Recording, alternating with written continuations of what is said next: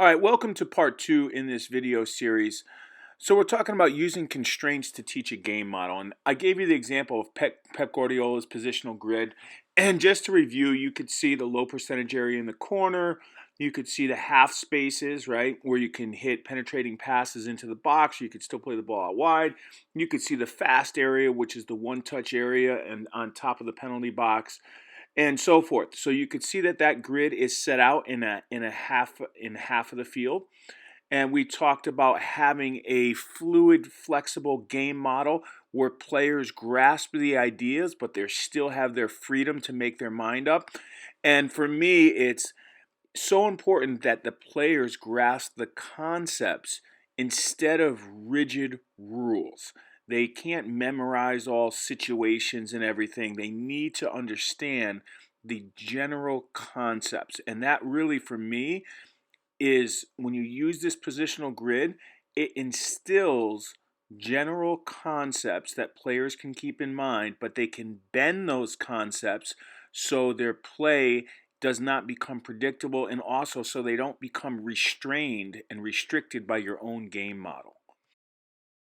So let's continue where we left off. So we're going to use this positional grid, which you can see I modified. So this is actually two penalty boxes. It's got obviously a middle zone in between the penalty boxes, but it still has the three half spaces, the two half spaces, and the three spaces out wide on each side. So now we said that the top of the box, the top of the 18, that zone on top of the 18 is a one-touch zone. There you go. That's your constraint. That's your condition. That's your rule, whatever you want to call it. Now you have that one-touch zone there. All the players need to know is that's a one-touch area. Let them play. That is instilling in them that's part of your game model. It's one piece of your game model. If you're in the center area on top of the 18, in that area, one touch is a good thing to keep in mind. It's part of our game model. However, you can adapt it. Obviously, if you're a great dribbler and you have that ability, sure.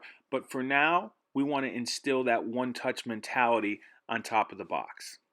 Now we're going to build on that one-touch zone. We're going to add those diagonal lines because we said that's a low percentage area to get the ball in the corner, and we want to have the players not knock balls crosses in from the corners because that's a low percentage. It's not really what we're looking for in our game model. Instead, we want to keep the ball. We want to look to feet, or we can play that ball back, but we want to keep the ball. We don't want to hit crosses in from the corner to nobody. So if the attacking player crosses over the red line into the corner, they have 3 seconds to make their mind up what to do. They cannot play a ball into the air, crossing the ball into the box. That's not an option. So they can dribble one-on-one out of there. Most likely, though, they will play the ball back and recirculate the ball again. Next, let's build this even further. So we'll say if the player is in that third rectangle, in that third space, they have to have a supporting player behind them in the next rectangle. Then they have to have a supporting player in that closest half space. You could see those two players. The half space player has the pink circle around him, and the player directly behind in the same vertical channel has the pink circle around him. And then we'll say one more player has to be in close support who's located in the penalty box, and we put a pink circle around that player as well. So now you have the one-touch area, the fast area on top of the box. You have the wide areas where the player is encouraged to diagonally cut into the box. And now you have 3 players in support of the player on the ball in case they cannot go forward. Now they could play the ball and keep the ball easily with 3 options right there off the ball. And in that little area, technically you're looking at maybe a 4v2, maybe a 3v, or maybe a 3v or 4v3. So you could see that you do have superiority in that area. Now this is a typical area is if you can't make the attack from there, keep that ball 5-6 passes and then swing it to the far side. You can also put in the rule on that far side that the far side winger has to stay in the vertical channel when the ball is on the opposite side of the field. This creates width, and this also creates a vulnerability for the defense, because if you keep it 5-6 passes on the other side of the field, then on the weak side of the field, on the other side, that player will be more and more open. So when you do switch the field, that's when the spaces have opened up, and that's when you attack on the weak side. But again, this is all about teaching the game model in game-based trainings where the coach actually can say very little, because the ideas are all being generated by using the constraints, using the positional grid, and it really requires very little feedback on the coach's part. And the reason I say that is, of course, you could give some feedback, but if the players grasp the concepts, then they can self-correct. And for me, this is a very, very important thing. So let me end this video with a little bit of a rant here about the way I see effective coaching happening in effective training sessions. If you notice, this training session is meant to convey this game model in a flexible way, honestly, without me even having to say a word.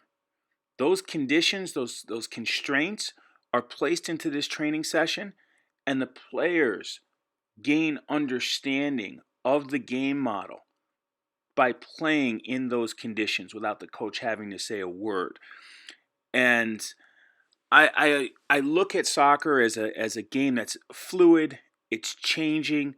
It's random. You cannot plan for every instance, for every moment in a game. It is impossible. So feedback, I know that teachers always say, oh, feedback is so important. And I do agree, to a certain extent, feedback is important. But you can't say to the kid, listen, you have to be wide in this situation, da da da. Well, if you can coach, what are you going to coach? 15,000 different situations? The kid's not going to remember. He needs to grasp the bigger concept. And that's not done on paper, and that is not really done by speaking. It's done by experiencing on the field. And that's what these type of training sessions are made for, so they can experience what you want to convey to them, but they experience it on the field without even listening to you in a certain extent. I'll give you an example. Toronto FC, they came up with 16 attacking principles of play. And I sat in on a workshop, and they went over the 16 attacking principles of play. And honestly, I really, it's nice that they did that, and I'm not disrespecting it, but it meant nothing to me, and I guarantee it means nothing to the players. And I don't say that to be rude, but when Giovinco is their best player, if you ask Giovinco what are the 16 attacking principles of play for Toronto FC, even though he's their best player or was, he probably doesn't even know what they are. He goes on the field and he carries out the way he plays the game based upon all his experience in the game. I just provided a training session that is the teacher. That is the learning experience. And at the same time, you could say it is the teacher as well. It's accomplishing both.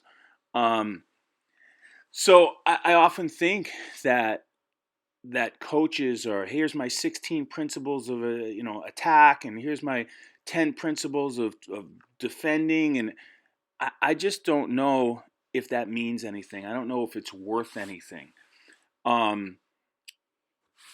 Again, that's just my personal opinion. I do think that we really have to rethink the way that we're developing players, because this is not math class, this is not English class, it's not even a sport like golf.